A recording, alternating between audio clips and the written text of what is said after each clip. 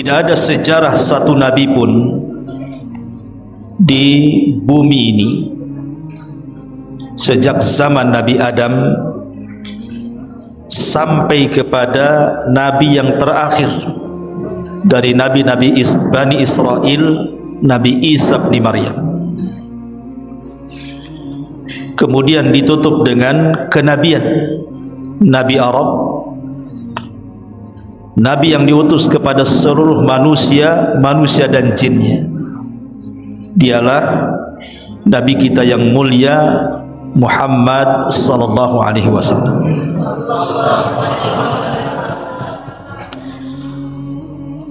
Artinya yang saya ingin katakan bahwa tidak ada sejarah para nabi yang paling lengkap, yang paling detail, yang dikisahkan kepada manusia melebihi kisah nabi.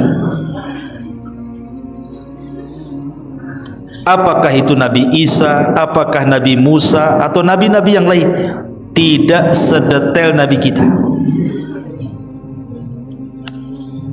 Bahkan sampai dicetak banyak-banyak buku sejarah, banyak ditulis oleh para ulama dari kehidupan Nabi SAW dari lahir sampai mati. Itu ditulis oleh ulama sejarah dengan sangat detailnya.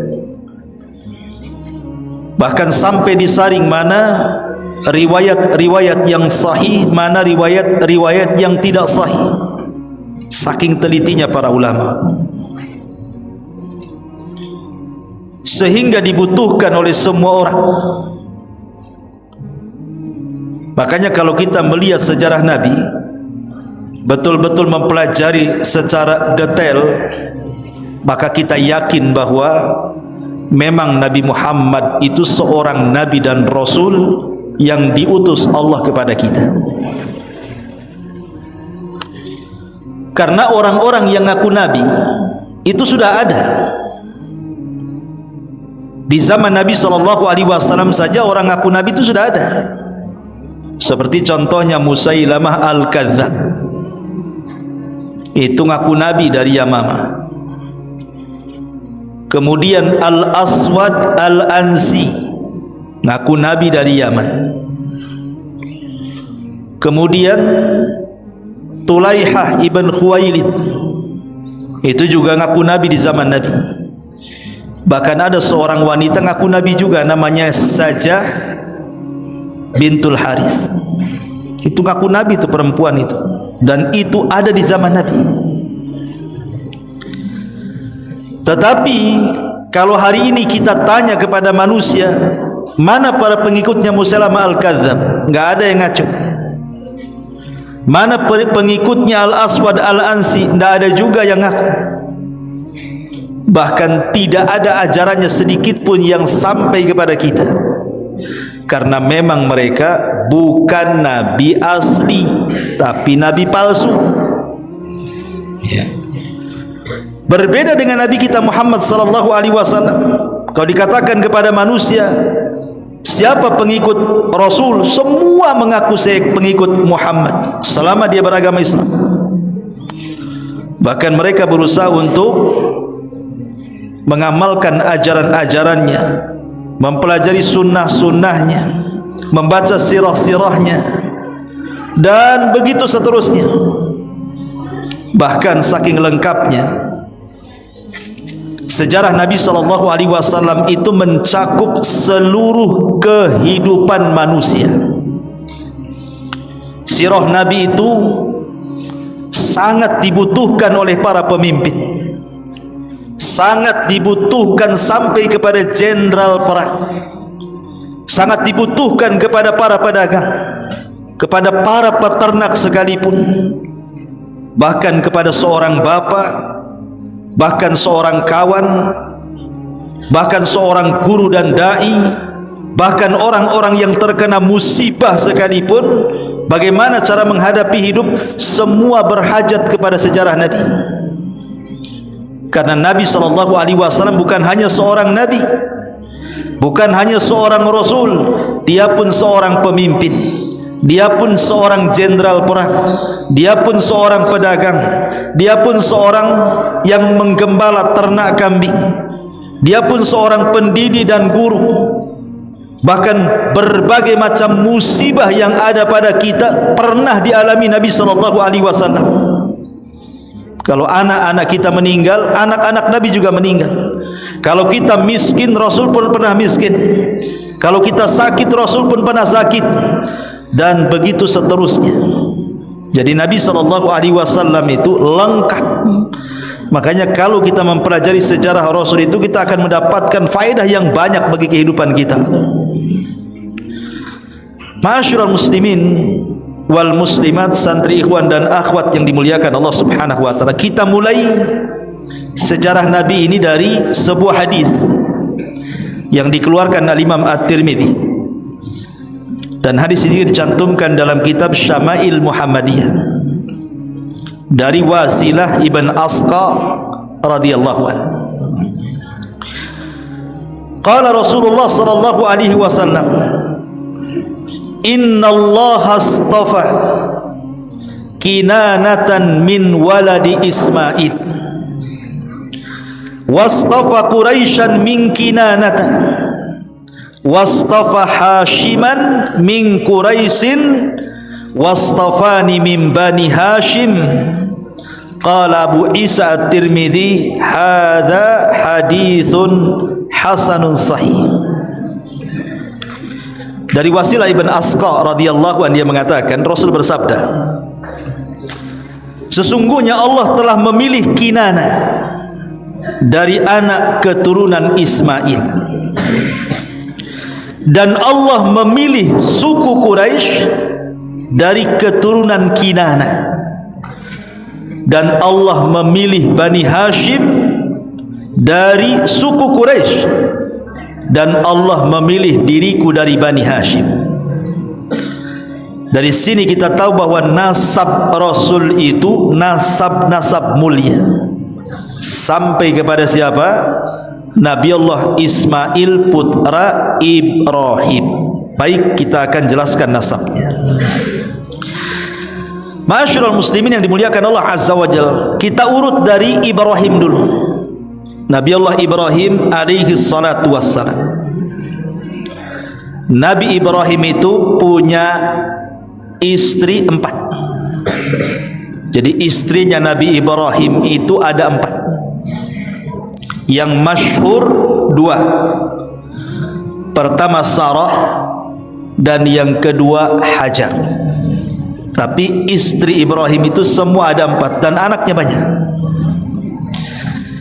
Kita urut dari Hajar dulu, karena dari Hajar inilah anak pertama Ibrahim lahir.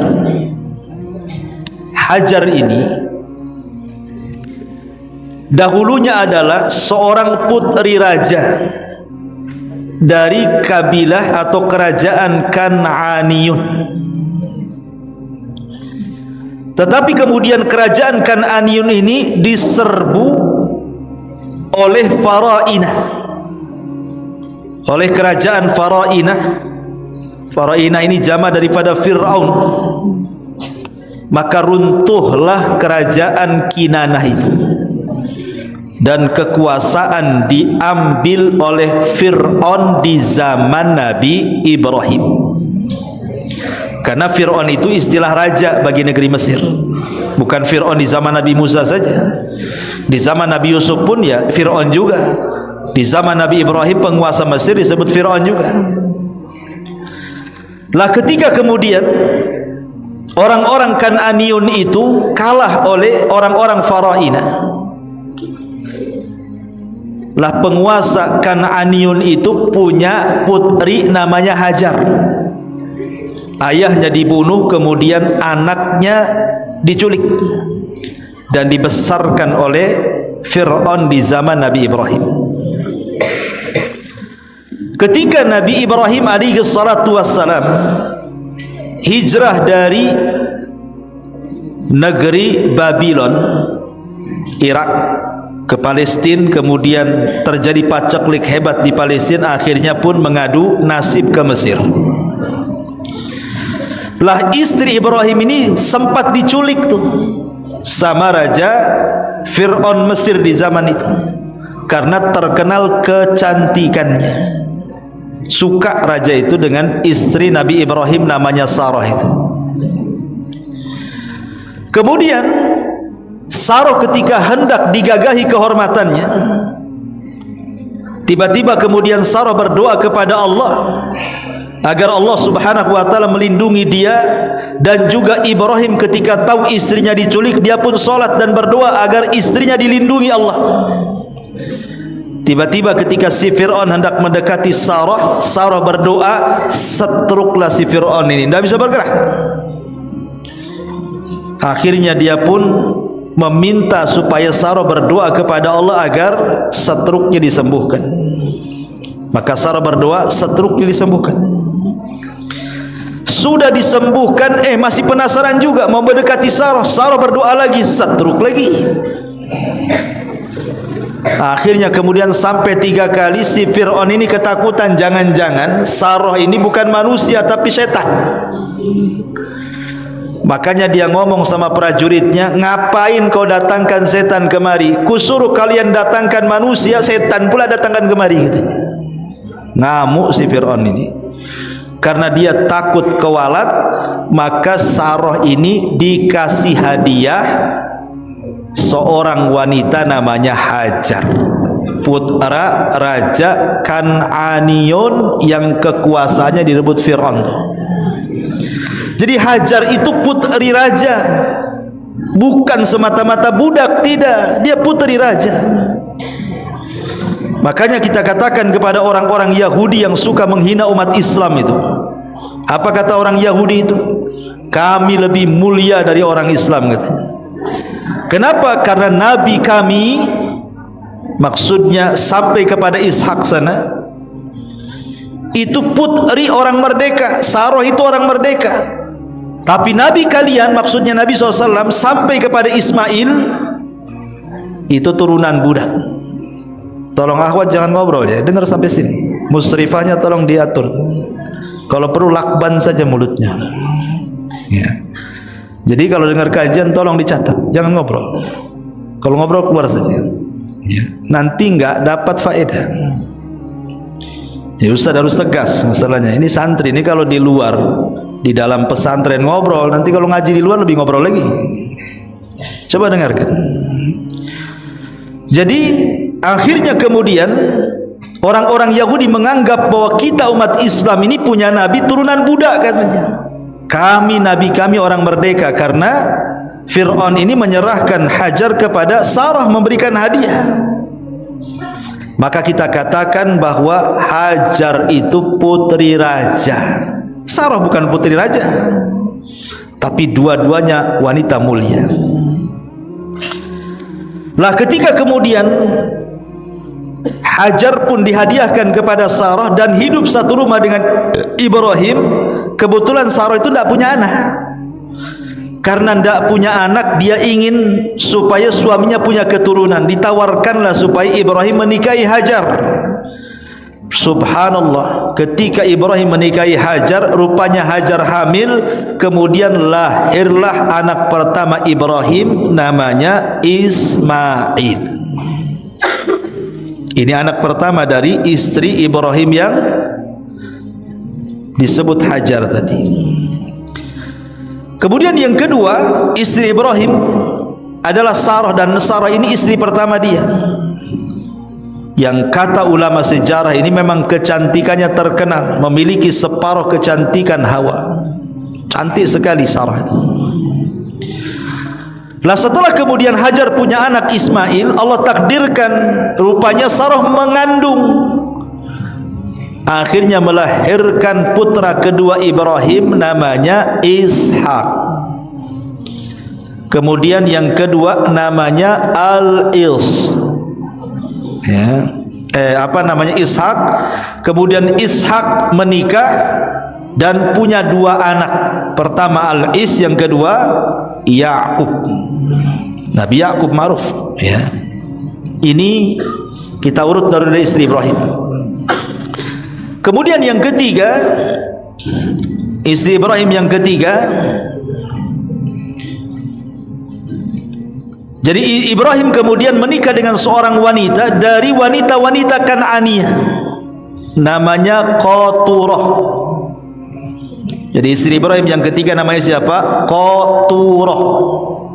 Qaturah ini seorang putri bangsawan Kan'aniyin. Dari Qaturah ini lahir 6 putra. Lahir anak-anak Ibrahim sampai 6 keturunan, 6 anak.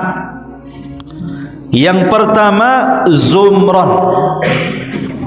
Ini anak Ibrahim dari Qaturah, putri Kan'aniyah ini. Yang pertama namanya Zumran. Yang kedua namanya Saraj.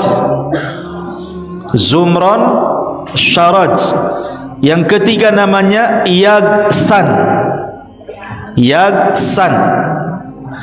Kemudian yang keempat namanya Naksan. Yagsan, Naksan. Kemudian yang nomor 5 namanya Madian. Ada negeri namanya Madian, diutus Nabi siapa? Syuaib. Ya, negeri Madian itu dari nama putra Ibrahim namanya Madian. Terlahirlah kota Madian. Nah, diutus Nabi Syuaib di situ. Ya. Dan yang keenam tidak disebut namanya karena belum dikasih nama, kemudian meninggal. Tapi dari Qaturah ini punya 6 anak. Yang pertama Zumran, yang kedua Saraj, yang ketiga Yaksan, yang keempat Naksan, yang kelima Madian. Dan yang keenam tidak disebut namanya karena keburu mati, belum dikasih nama, mati. Kemudian Ibrahim menikah lagi itu dengan seorang wanita namanya Hajun bintu Amin. Hajun bintu Amin. Dan Hajun bintu Amin ini dari wanita keturunan Jurhum. Punya anak juga tuh, 5 anak dari Hajun ini. Pertama Kisan. Anak pertama namanya Kisan. Kemudian yang nomor 2 Suraj. Kemudian yang nomor 3 Umaim. Kemudian yang nomor 4 Lutan. Kemudian yang nomor 5 Nafis. Aneh-aneh namanya kan? Ya. Kisan, Suraj, Umaim, Lutan, Nafis. Ini putra anak-anak daripada Ibrahim dari istri keempatnya namanya Hajun binti Amin. Ya. Kita sudah kenal sampai di sini istri Ibrahim dan anak-anaknya. Taib. Kita kembali kepada nasab Nabi SAW sampai kepada Ismail kan. Lah Ismail ini putra Ibrahim. Tapi yang masyhur dari nabi-nabi yang diutus oleh Allah Subhanahu wa taala dari turunan Ibrahim itu cuma 2. Karena dari 4 istri ya dan juga belasan putra Ibrahim itu yang jadi nabi kan cuma 2 saja. Pertama Ismail putra Hajar, dan yang kedua Ishak putra Sarah. Ya.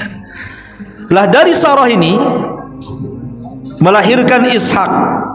Kemudian dari Ishak melahirkan 2 putra. Pertama Al-Is yang kemudian nanti akan menjadi bapak bagi bangsa Romawi. Orang-orang Romawi, orang-orang Rum, orang-orang Eropa sana. Itulah turunan dari Al-Is. Adapun Yakub yang nama aslinya Israel, maka kelak Yakub ini akan menjadi bapak bagi Bani Israel. Kalau disebut Bani Israel berarti bapaknya Nabi Yakub tuh, karena Yakub itu nama lain daripada Israel, sehingga turunan Yakub disebut Bani Israel. Lah Yakub ini punya istri 4 juga, yang 2 sah dan 2 budak. Yang sah istri pertama namanya Lia. Dari Lia ini kemudian punya anak 6. Siapa? 1 Ruben. 1 Ruben. Yang kedua Syamun. Yang ketiga Lawi. Yang keempat Yahuda, yang turunannya jadi Yahudi itu. Kemudian yang kelima Yasakir. Kemudian yang keenam Zabulun. Hafal ya. Jadi dari Lia ini punya anak 6. Pertama Ruben, yang kedua Syamun, yang ketiga Lawi, yang keempat Yahuda, yang kelima Yasakir, yang keenam Zabulun. Ini dari istri pertama namanya Lia. Kemudian yang istri kedua namanya Rahil. Istri kedua namanya Rahil, punya 2 anak. Pertama Nabi Yusuf. Anaknya Rahil ini pertama Nabi Yusuf alaihi salam, dan yang kedua Binyamin. Kemudian dari budaknya yang nomor 3 ada budaknya namanya Zulfa. Dari Zulfa ini lahir 2 anak. Pertama Jad dan yang kedua Ashir. Jad dan Ashir. Kemudian dari budak yang kedua namanya Balha. Budaknya namanya Balha, lahir 2 anak juga. Yang pertama dan yang kedua Naftali. Saya ulang ya, dengarkan, catat aja, enggak usah ribut ya. Jadi Nabi Yakub itu punya 4 istri, 2 merdeka, 2 budak. Yang merdeka pertama namanya Lia, punya anak 6. 1 Ruben, 2 Syamun, 3 Lawi, 4 Yahuda, 5 Yasakir, 6 Zabulun. Dari Rahil punya 2, Nabi Yusuf alaihi salam dan Binyamin. Ini dari 2 istri yang merdeka. Dari 2 budaknya, pertama namanya Balha, lahir juga 2 anak namanya Dan, kemudian Naftali. Dan dari Zulfa lahir juga dari Balha lahir juga Balha, pertama Zulfa budaknya melahirkan Jad dan Ashir, kemudian dari Balha lahir Dan dan Naftali. Berarti semua putra Yakub itu ada 12. 6 dari Lia, 2 dari Rahil, 2 dari Zulfa, 2 dari Balha. Lah dari 12 putra Yakub ini, itulah yang kemudian memberikan keturunan yang disebut dengan Bani Israel. Jadi Bani Israel itu keturunan dari 12 orang ini. Dan nabi-nabi yang diutus kepada Bani Israel ini ribuan para nabi. Taib, sampai di sini keturunan dari Sarah. Kita beralih keturunan Hajar. Ini pembahasan kita. Ya. Ma'asyiral muslimin wal muslimat, ikhwan akhwat yang dimuliakan Allah Subhanahu wa taala. Nabi Ismail alaihi salatu wassalam pernah menikah 2 kali. Tapi istri pertamanya diceraikan dan tidak sempat punya anak. Kenapa diceraikan? Karena istri pertamanya su'ul khuluq, jelek akhlaknya. Makanya Nabi Ibrahim memerintahkan Ismail untuk menceraikan istrinya karena buruk akhlaknya. Setelah itu kemudian Nabi Ismail menikah lagi dengan wanita Jurhumiyah yang namanya Ra'lah binti Mudad. Ra'lah binti Mudad. Nah, itulah istri Ismail yang kedua, seorang wanita dari keturunan kabilah Jurhum. Ra'lah binti Mudad ini. Lah dari Ra'lah binti Mudad ini lahir banyak turunan Ismail itu. Jadi Nabi Ismail itu punya 12 anak juga, sama dengan Nabi Yakub punya 12 anak. Ismail juga punya 12 anak. Siapa 12 anak Ismail ini? Yang pertama Nabat. Yang pertama Nabat, atau disebut Nabit. Bisa Nabat, bisa Nabit ya. Kemudian yang kedua Yatur. Yatur. Kemudian yang nomor 3 Kaidar. Kaidar. Kemudian yang nomor 4 Adab Kaizum. Kemudian yang nomor 11 Dumah. Dan yang nomor 12 Mashi. Saya ulangi nih, ini penting mengenal putra-putra Ismail nih ya.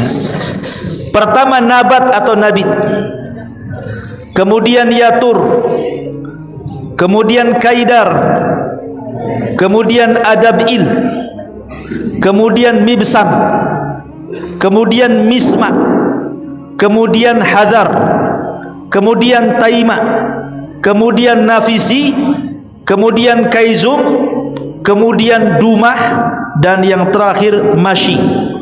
Inilah 12 anak-anak dari Ismail alaihi salam.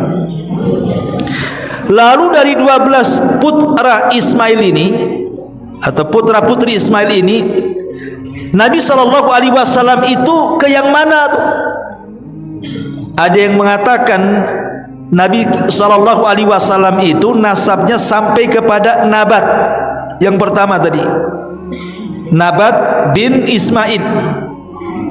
Tapi ada juga mengatakan Kaidar. Tapi yang masyhur Nabi itu nasabnya sampai kepada Nabat atau Nabit putra Ismail, dan Ismail putra Ibrahim.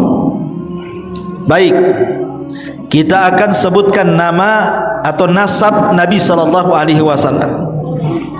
Perhatikan, santri harus hafal sebenarnya nasab Nabi ya. Malu kalau santri tidak hafal. Imam Bukhari menyebutkan nasab Nabi SAW, dan juga Imam Ibnu Ishaq dan yang lainnya juga menyebutkan nasab Rasul. Ma'ruf. Nama Nabi kita Muhammad SAW siapa? Muhammad ibnu Abdillah ibni Abdul Muttalib ibni Hashim ibni Abdi Manaf. Dengarkan dulu aja.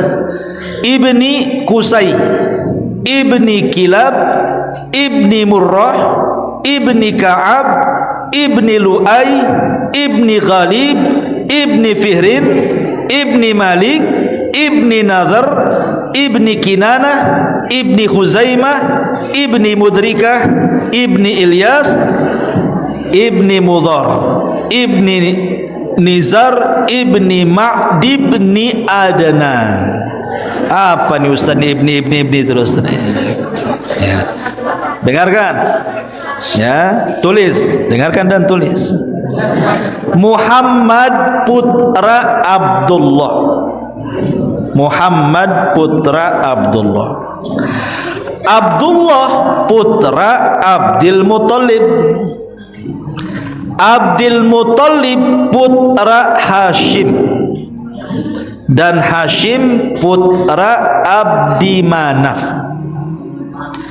Abdi Manaf putra Qusay, dan Qusay putranya Kilab. Kilab putranya Murrah. Murrah putranya Ka'ab. Ka'ab putranya Lu'ay. Lu'ay putranya Ghalib. Ghalib putranya Fihr, Fihr putranya Malik. Sampai di sini ketinggalan. Ya. Nanti saya ulang 2 kali, dengerin dulu. Fihr putranya Malik, Malik putranya Nadhar. Kemudian Nadhar putranya Kinanah, Kinanah putranya Huzaimah, Huzaimah putranya Mudrika, Mudrika putranya Ilyas, Ilyas putranya Mudhar, Mudhar putranya Nizar, Nizar putranya Ma'ad, Ma'ad putranya Adnan. Ya. Coba hafal, siapa yang hafal? Ya. Ada hafal pula kawan. Ya. Ya. Saya ulang sekali lagi, nanti nggak diulang. Muhammad putra Abdullah, putra Abdul Muttalib, putra Hashim, putra Abdi Manaf, putra Qusay, putra Kilab, putra Murrah, putra Ka'ab, putra Lu'ay, putra Ghalib, putra Fihr, putra Malik, putra Nadhar, putra Kinanah, putra Huzaimah, putra Mudrika, putra Ilyas, putra Mudhar, putra Nizar, putra Ma'ad, putra Adnan. Nah, 3 kali nih. Mesti diulang lagi. Nah, sampai malam ini ulang-ulang gini. Ya. Jadi sampai di sini dengarkan, nasab Nabi Shallallahu Alaihi Wasallam sampai ke Adnan disepakati ulama, tidak ada khilaf. Ingat ya, nasab Rasulullah Muhammad sampai Adnan tidak ada khilaf ulama, sepakat ulama sejarah. Makanya dinukilkan Imam Bukhari.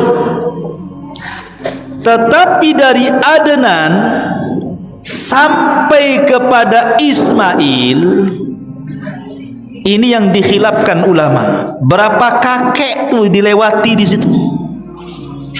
Ya, sepakat Rasul itu turunan Ismail. Cuman dari Adnan ke Ismail ini berapa kakek tuh? Ada yang mengatakan 30 kakek, ada yang mengatakan 20 kakek, ada yang mengatakan 10 kakek, dan paling sedikit 4 kakek. Tetapi makanya kenapa kemudian dikatakan para ulama seperti yang dikatakan Imam Ibnul Qayyim, saya nukilkan perkataannya. Apa kata Imam Ibnul Qayyim rahimahullah ta'ala ketika dia menyebutkan nasab Rasul sampai ke Adnan yang saya sebutkan tadi? Apa kata beliau? Ilahuna ma'lumus sihhati. Sampai sini jelas sahih katanya Ibnul Qayyim, maksudnya dari Muhammad sampai Adnan tadi. Kemudian dia mengatakan adapun ma fauqa dzalik, di atas itu dari Adnan ke Ismail, inilah jadi mukhtalafun fihi, diperselisihkan para ulama. Berapa kakek tadi? Apakah 30, apa 20, apa 10, dan paling sedikit 4, wallahu alam. Apalagi nama-namanya itu bukan nama-nama Arab, semua nama-nama asing.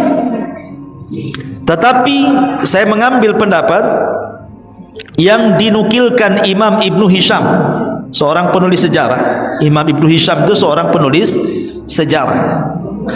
Apa kata Imam Ibnu Hisham? Beliau menyebutkan silsilah nasab dari Adnan ke Ismail. Beliau mengatakan dari Adnan ke Ismail itu adalah Adnan bin Ud atau Udad, ya, Adnan bin Ud atau Udad bin Muqawwim bin Nahur bin, ditulis nggak nih? Tulis Adnan bin Ud bin Udad, Udad atau Ud sama saja, bin Muqawwim bin Nahur bin Tayrah bin Ya'rub bin Yashhub bin Nabat bin Ismail bin Ibrahim. Saya ulang, Adnan bin Ud atau Udad bin Muqawwim bin Nahur bin Tairah bin Ya'rub bin Yashub bin Nabat bin Ismail bin Ibrahim. Itu sampai Ibrahim. Sekarang dari Ibrahim sampai ke Nabi Adam. Ya, gimana nasabnya itu dari Ibrahim ke Nabi Adam tuh? Kata Imam Ibnu Hisham, Ibrahim bin Tarih, Ibrahim bin Tarih bin Nahur bin Sarug. Ya, saya ulangi, Ibrahim bin Tarih bin Nahur bin Sarug bin Ra'u bin Falih bin Aibar bin Salih bin Arfakhshad bin Sam bin Nuh, sampai Nabi Nuh. Ya. Kemudian Nuh bin Lamik bin Mutawaslih bin Lamik bin Mutawaslih bin Anuh. Anuh itu Nabi Idris. Ya. Kemudian bin Yarid bin Mahlayil bin Mahlayil bin Qainan bin Yanish bin Shith bin Adam. Ya, jadi kalau kita gabungkan, ya, Nabi Shallallahu Alaihi Wasallam sampai kepada Nabi Adam itu Muhammad bin Abdullah bin Abdul Muttalib bin Hashim bin Abdi Manaf bin Qusay bin Kilab bin Murrah bin Ka'ab bin Lu'ay bin Ghalib bin Fihri bin Malik bin Nadhr bin Kinana bin Khuzaimah bin Mudrikah bin Ilyas bin Mudhar bin Nizar bin Ma'ad bin Adnan, Adnan bin Udad bin Mukawim bin Nahur bin Tairah bin Ya'rub bin Yashub bin Nabat bin Ismail alaihi salam bin Ibrahim, Ibrahim bin Nar bin Tarih bin Nahur bin Saru bin Ra'u bin Falih bin Aibar bin Salih bin Arfakhshad bin Syam bin Nuh alaihi salam, Nuh bin Lamik bin Mutawaslih bin Anuh, Anuh Idris bin Yarid bin Mahlayil bin Qainan bin Yaish Yanish bin Yanish bin Shith bin Adam alaihi salatu wassalam. Itu nasab dari Rasul sampai ke Adam. Ya. Ini kalau dihafal mantap nih. Ya kan? Taib, ini dari segi nasab. Tapi saya tidak akan menjelaskan semua nasab Rasul. Kita akan menjelaskan sebatas hadis yang tadi saya baca. Dari Wasilah bin Asqa, Wasilah bin Al-Asqa. Dia berkata, Rasul bersabda, kata Nabi sallallahu alaihi wasallam, innallaha astafa Kinanata min waladi Ismail wastafa Quraisyan min Kinanah wastafa Hashiman min Quraisyin wastafani min Bani Hashim. Sesungguhnya Allah telah memilih Kinanah dari anak turunan Ismail dan memilih Quraisy dari Kinanah dan memilih Hashim dari suku Quraisy serta memilihku dari Bani Hashim. Kita ambil kakek buyut Nabi, hanya 4 saja kita jelaskan. Muhammad bin Abdullah bin Abdul Muttalib bin Hashim bin Abdi Manaf.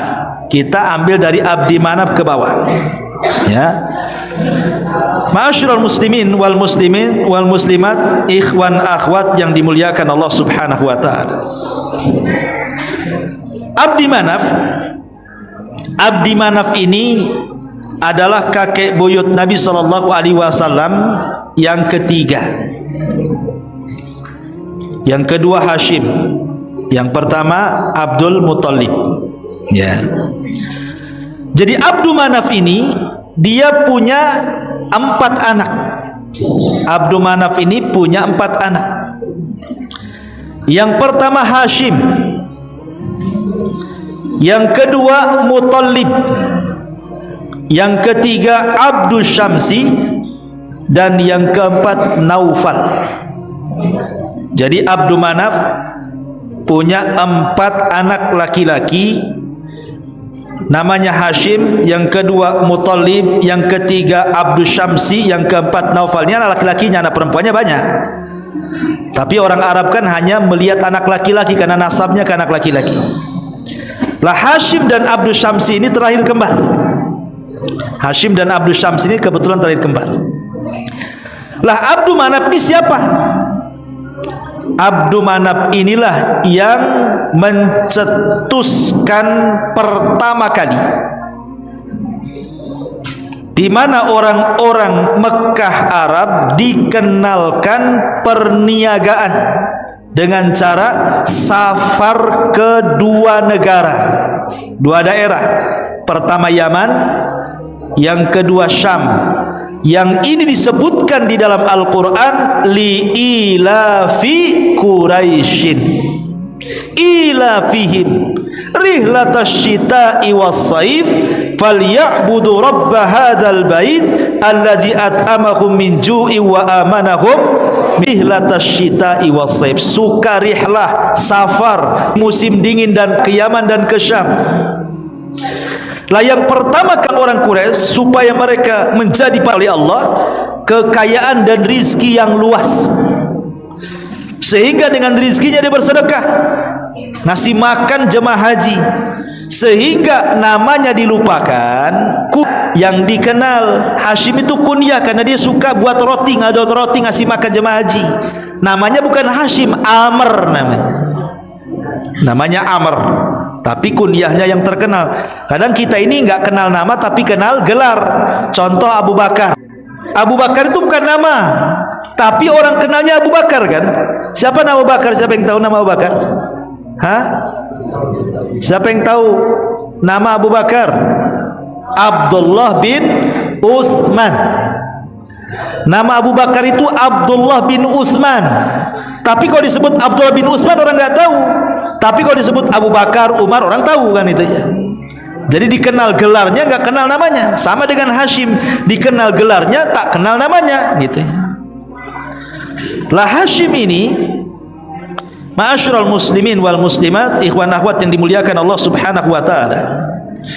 Lah dia punya anak banyak. Hashim ini baik anak laki-laki ataupun anak perempuan.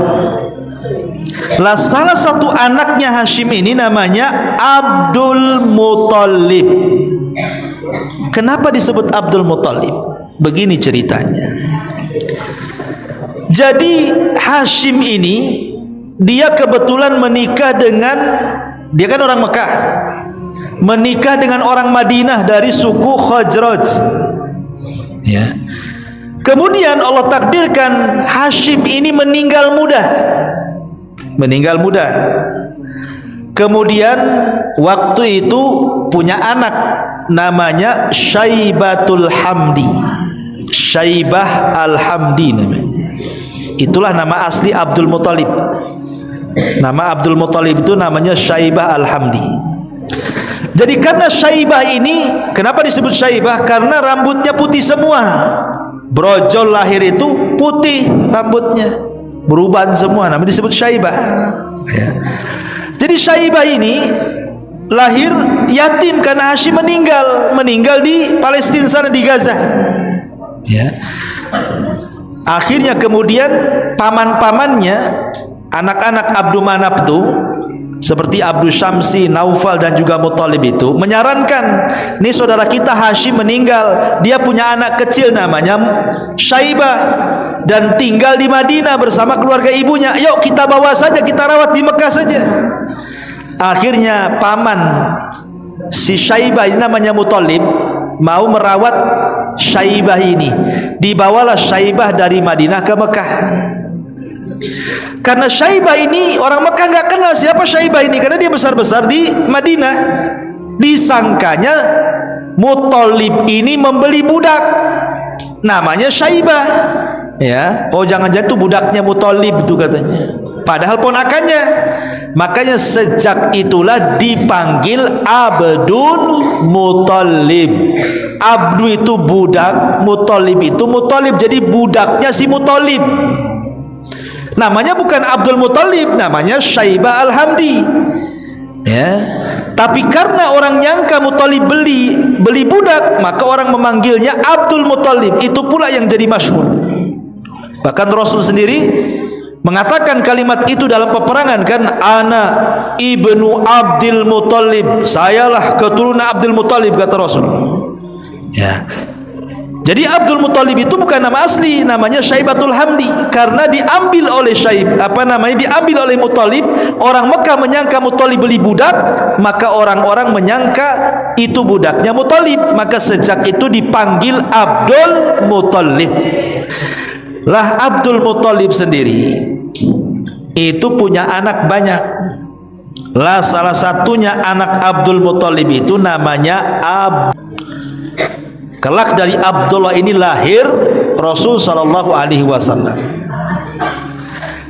Abdul Muthalib ini bagus ditimbun Zamzamnya, maka sejak itulah hilang sumber Zamzam. Lah ketika Huza'ah berkuasa, akhirnya orang-orang Quraisy menyerbu Huza'ah, menang orang-orang Quraisy. Maka ketika itulah yang berkuasa orang Quraisy, dan yang pertama memimpin adalah Abdul Muthalib. Lah kedipaceklik hebat di Mekah itu pada masa kepemimpinan Abdul Muthalib itu orang susah air. Akhirnya Abdul Muthalib mimpi, dalam mimpinya ditunjuki seekor burung menggali satu tanah. Ada orang namanya Abrahah Al-Asram bangun gereja tinggi-tinggi di Yaman, saking tingginya disebut kulas. Kulas diambil dari kolam suah. Kalau nenggak itu pecinya jatuh saking tingginya tuh. Maka gerejanya si Abrahah itu disebut kulas saking tingginya. Tiba-tiba gerejanya dihina sama orang Arab musyrik, karena kan Islam belum ada. Datang ke gereja, berak pula dia di gereja tuh. Buang hajat di dalam gereja itu, dihinakan gerejanya Abrahah tuh. Kemudian ditaruh surat menghina Abrahah, marah Abrahah tuh. Orang ngajar, masa gereja saya diberakin gitu. Ya, karena itu kan ingat, ini bukan orang Islam. Kalau orang Islam tidak boleh melakukan seperti ini. Ini masih musyrik, Rasul belum lahir. Ya. Marah Abrahah. Karena marahlah maka Abrahah pun menyiapkan pasukan gajah. Gajahnya nggak banyak, ada yang mengatakan 4 gajah, ada yang mengatakan 8 gajah, dan gajah yang ditunggangi Abrahah namanya Mahmud. Ada namanya Mahmud di sini. Nah, itu gajahnya Abrahah. Ya. Jadi berangkatlah tuh, karena orang Arab nggak kenal gajah, lihat gajah pun tidak pernah. Jadi ketika nengok gajah kaget lah, ini kayak binatang apa ini gajah ini. Sejak itulah pasukan ini disebut pasukan gajah. Berangkat dari Yaman ke Mekah tuh. Ada pasukan Arab mau menghadang, tapi konyol juga karena kekuatan Abrahah kuat, namanya Dzunafar. Pasukannya ditangkap Dzunafar itu. Kemudian Dzunafar siap, ketika kalah jangan dibunuh, saya ikut kamu katanya. Akhirnya ikut tentara Abrahah. Kemudian sampai di satu tempat namanya Taif. Di situ ada berhala namanya Lata yang disembah orang-orang Taif. Disangkanya Abrahah itu mau menyerang Taif, mau menghancurkan berhala Lata. Maka orang-orang Taif nyembah sama Abrahah. Jangan hancurkan berhala kami, katanya, dan kami siap meletakkan loyalitas kami kepada engkau. Ambil nih petunjuk jalan supaya lebih dekat ke Mekah. Maka orang Taif menghadiahi seorang khirit. Khirit itu artinya guide, penuju jalan, namanya Abu Rugol. Abu Rugol, ya. Tetapi saat di perjalanan Abu Rugol mati.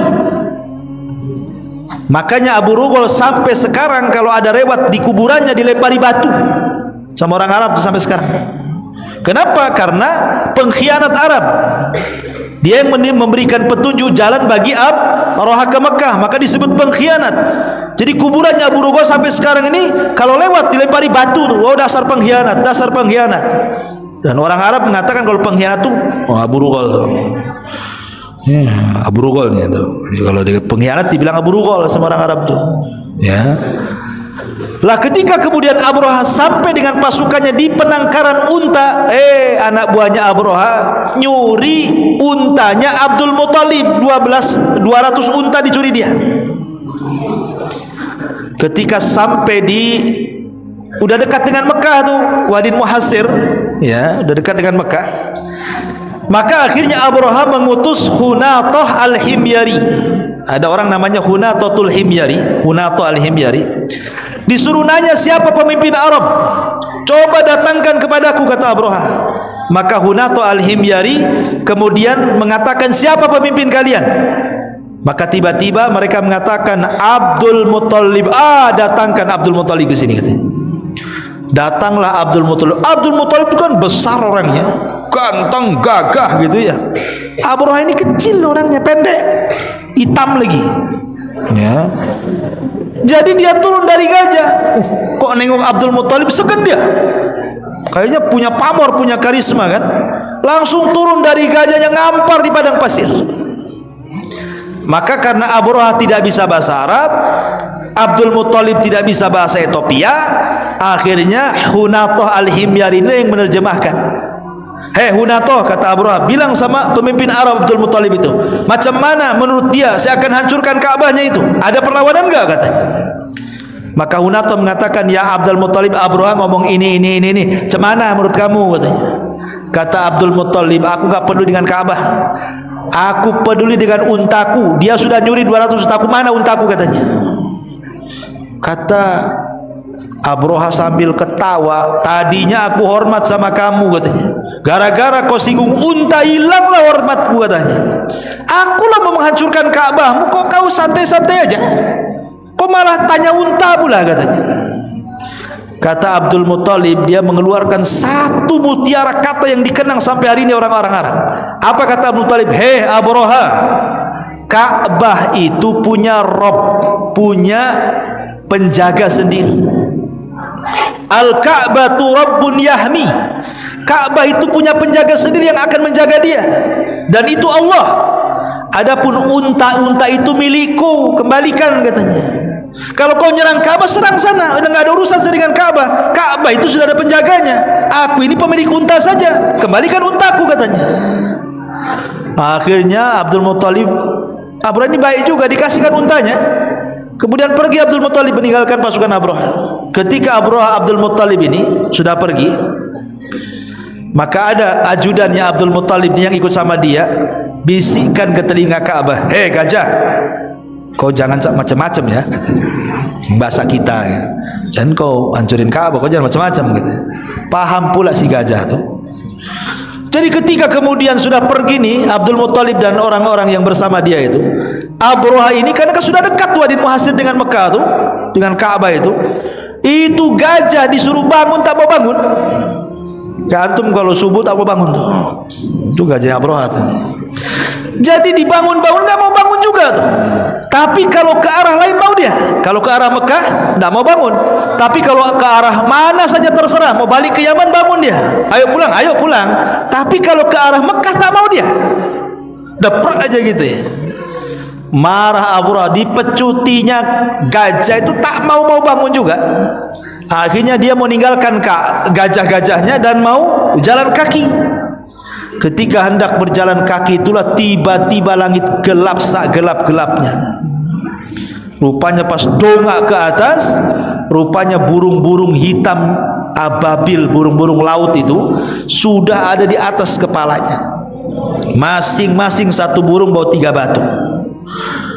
Ketika itu burung-burung itu penuh, entah berapa ribu burung di awan itu menutupi matahari, gelap segelap-gelapnya. Ketika mereka mendongak ke langit, burung itu sudah melempari batu. Allah katakan ka'asfi ma'kul, seperti daun yang dimakan ulat. Tahulah daun dimakan ulat bolong-bolong, artinya kalau kena keluar dari belakang, kena dada keluar dari punggung. Udah kayak senapan aja tuh, dan panas membakar, karena itu batu min sijil ya. Faja'alahum ka'asfi ma'kul, kata Allah. Lah, ada yang selamat, ada yang tidak selamat. Yang tidak selamat mati di tempat. Adab yang lain, apa adabnya? Tiba-tiba kulit dagingnya terkelupas, terpisah dari tulangnya, berjatuhan sampai mati jadi tengkorak. Termasuk Abraha sempat diselamatkan tapi mati. Disitulah Allah Subhanahu wa taala turunkan, ara'aita alam tara kaifa fa'ala rabbuka bi ashabil fil alam yaj'al kaidahum fi tadlil wa arsala alaihim tayran ababil tarmihim bihijaratin min sijil faja'alahum ka'asfim ma'kul. Turun surah Al-Fil ini. Ini peristiwanya kapan? Di zaman Abdul Muthalib. Ya. Lah ketika Abdul Muthalib ini melihat bagaimana kehancuran Abraha, lah 50 hari setelahnya atau 1 bulan setengah setelahnya lahirlah Nabi Muhammad. Dari putra beliau namanya Abdullah. Abdullah menikah dengan Aminah bintu Wahbin. Tapi sayang, ketika Abdullah hendak safar berniaga ke Syam, kemudian mampir di Madinah, tiba-tiba terserang corona. Kalau sekarang corona, kalau dulu namanya wabah Yathrib. Sebab wabah itulah meninggal Abdullah. Rasul masih di kandungan ibunya tuh, belum lahir. Makanya seyatim-yatimnya anak yatim itu kalau masih di kandungan ibunya, bapaknya meninggal, kayak Nabi itu. Jadi brojol saja dia tidak kenal bapaknya karena sudah meninggal di kandungan. Lah kejadian lahirnya Nabi Shallallahu Alaihi Wasallam, ya memang diperselisihkan kapan waktunya, tapi yang masyhur hari Senin tanggal 12 bulan Rabiul Awal, tahunnya tahun gajah, ya kan? Karena belum ada tahun waktu itu, belum ada Hijriah. Maka lahirlah Rasul setelah 50 hari peristiwa perang gajah. Dan perang gajah ini bagian daripada irhasat mukjizat,